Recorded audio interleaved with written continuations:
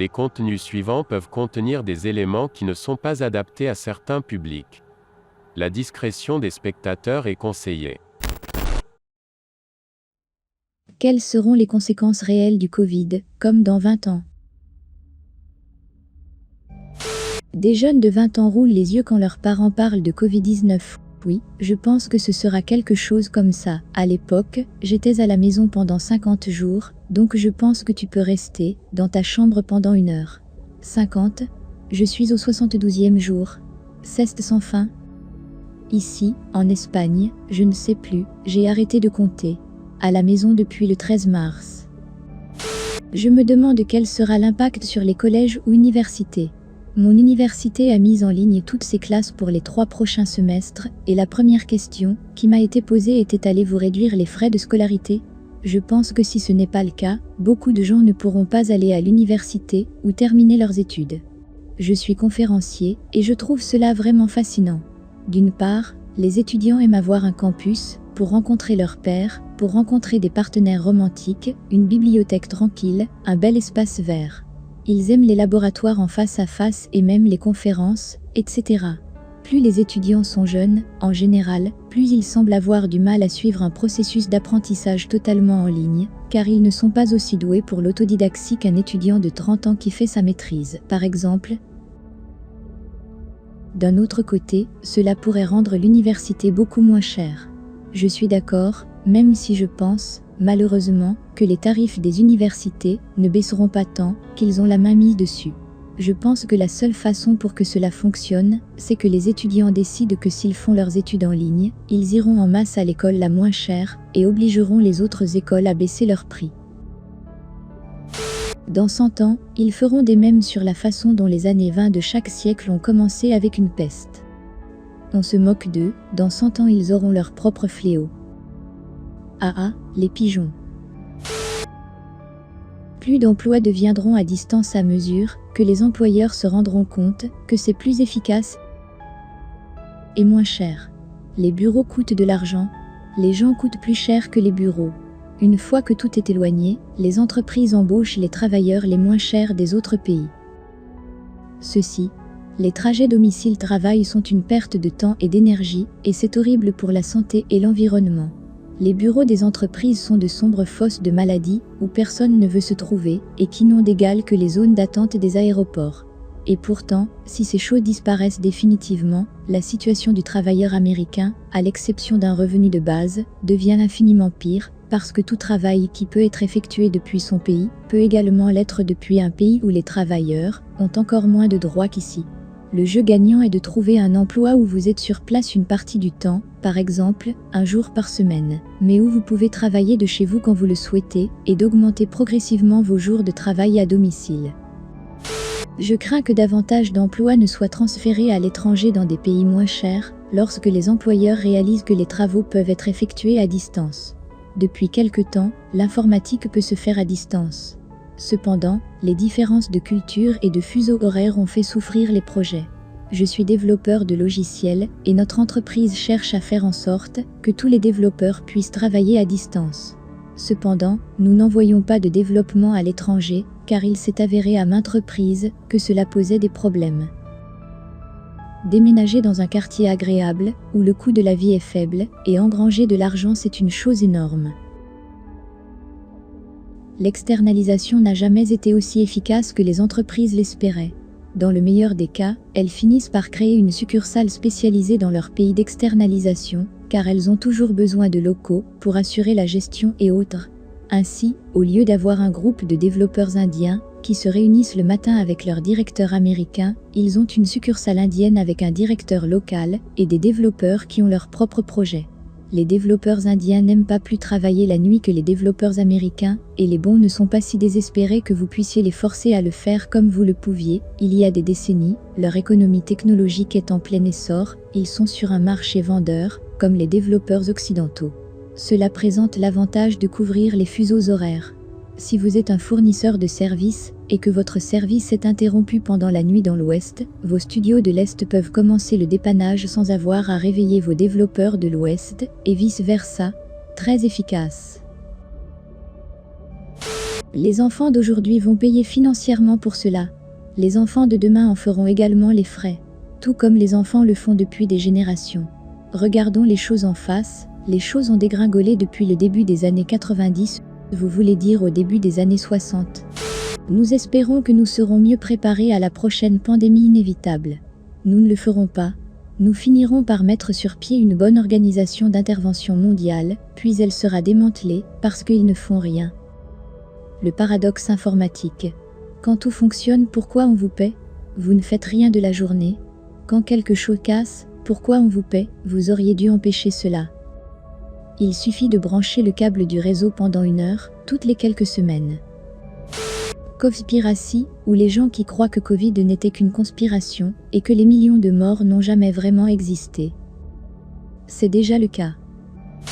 Je travaille dans une unité de soins intensifs en tant qu'infirmière. Lorsque nos patients sortiront de l'unité de soins intensifs, beaucoup d'entre eux souffriront d'affections durables, voire permanentes, dues à cette maladie. Il est vraiment trop tôt pour savoir combien de survivants seront handicapés et combien d'entre eux se rétabliront à 100%. Le simple fait d'être allongé sous respirateur pendant 20 à 30 jours est néfaste. Si un patient est victime d'un accident vasculaire cérébral, de lésions rénales ou d'une altération de la fonction pulmonaire, ces affections peuvent le suivre pendant le reste de sa vie, éventuellement raccourcie. Le fait qu'un grand nombre de personnes soient soudainement handicapées et sans assurance maladie liée à l'emploi dans une économie en déclin va peut-être poser un problème. Véritable question, qu'est-ce qui cause les dégâts? Est-ce si les ventilateurs ne sont pas utilisés correctement? Est-ce si les gens attrapent une pneumonie? Est-ce que cela ne touche que les personnes âgées ou à haut risque ou tout le monde?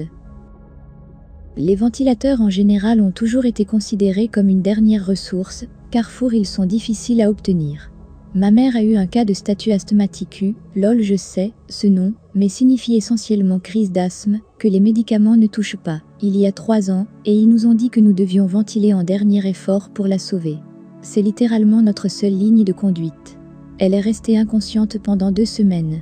Lorsqu'elle s'est réveillée, parce qu'on l'avait retirée de la ventilation, elle était essentiellement paralysée à partir du cou. Elle n'a pas pu parler correctement pendant des jours, et a passé 2 mois de physiothérapie intense après sa sortie de l'hôpital, apprenant à marcher, à se nourrir, à s'asseoir, etc. Son corps était comme un sac de nouilles mouillées. Et ne me parlez pas de son esprit. Elle a des lésions cérébrales permanentes, heureusement, les siennes sont assez légères, mais pour quelqu'un de très intellectuel, cela mérite d'être souligné. Sa mémoire des mots est parfois assez mauvaise, elle fixera une fourchette pour essayer de faire passer le mot et finira par se dire quoi que soit cette putain de chose. Son équilibre est aussi mauvais. Le pire, c'est le syndrome de stress post-traumatique. Dans l'unité de soins intensifs sur un conduit, vous êtes dans un coma provoqué, votre cerveau est toujours en ébullition et confus, de sorte que les patients souffrent souvent de psychose dans l'unité de soins intensifs. Le cerveau invente une situation et, en gros, il fait un putain de trip de couilles pour expliquer ce qui se passe. Pour elle, pendant 2 semaines, elle a halluciné qu'elle était retenue en captivité par un réseau d'esclaves sexuels.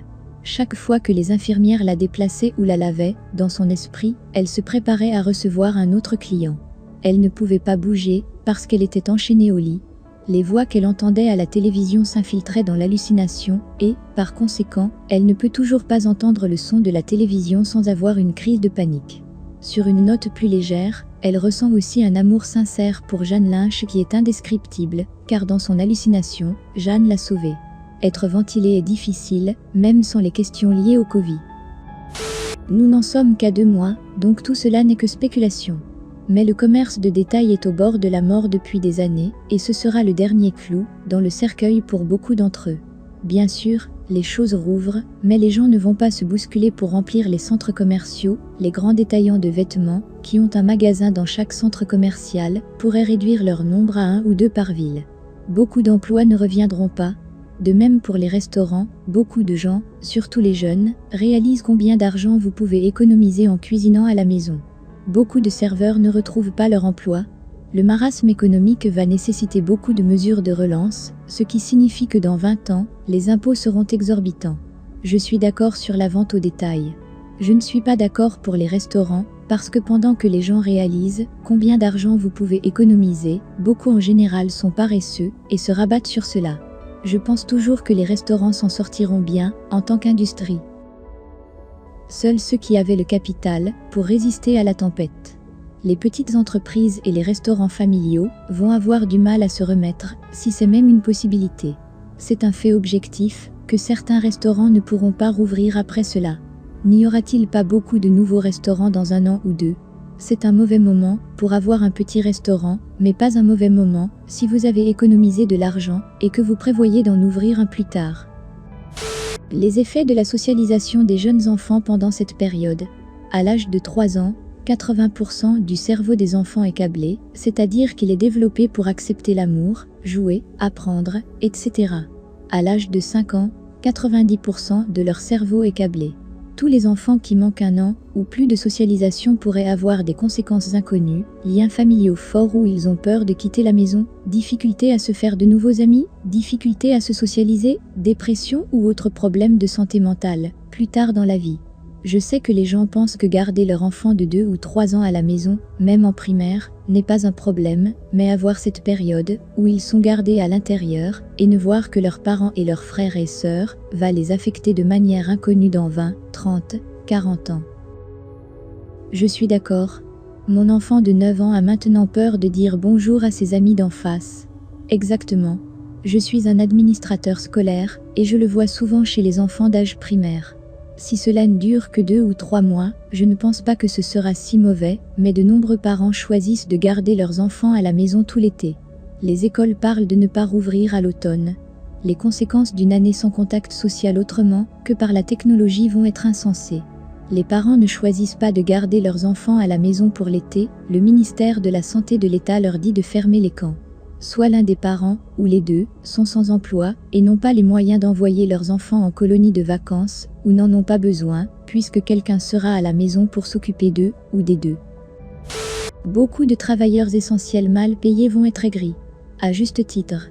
Je pense que toute cette situation va entraîner des changements. Et il vaut mieux qu'elle implique une syndicalisation. Unis, nous négocions. Divisés, nous supplions. Je me demande si d'autres personnes vont s'installer dans les banlieues. J'ai toujours aimé mon quartier, même s'il n'a que très peu d'espace et une petite cour, mais dernièrement, j'ai souhaité que nous vivions dans un endroit avec une plus grande cour, avec des arbres, une allée avec un panier de basket, de la place pour les bureaux à domicile, etc. Surtout si le télétravail devient plus courant ou si les enfants ne peuvent pas retourner à l'école à l'automne. Je ne serais pas contre les banlieues si nous avions de bons transports publics dans plus d'une poignée de villes ici en Amérique. C'est ridicule que si vous n'avez pas de voiture ou êtes incapable de conduire, vous êtes presque baisé dans beaucoup d'endroits. Les gens vous diront « utilisez le bus ». Même le bus situé près de chez moi est horrible. Il faut 1h30 pour faire 10 minutes en voiture ou 45 minutes à pied. Et il n'y a pas de système de métro dans cette ville. Je suis juste à la limite de la ville. Les logements en ville sont beaucoup trop chers. Les transports publics sont trop mauvais dans les banlieues. Je pense que l'Amérique doit investir massivement dans leurs transports publics. Même réinvestir à l'échelle nationale, dans le système ferroviaire serait un grand pas. Le Royaume-Uni en dehors de Londres est souvent identique, je ne peux pas conduire ou faire du vélo dans le noir à cause d'un trouble neurologique qui a ruiné ma vision nocturne. C'est littéralement 2 bus à 3 livres sterling 50 chacun, et 1 heure, pour parcourir environ 6 km. J'emmerde les connards inutiles, qui dirigent les transports publics en ce moment, il faut vraiment faire quelque chose.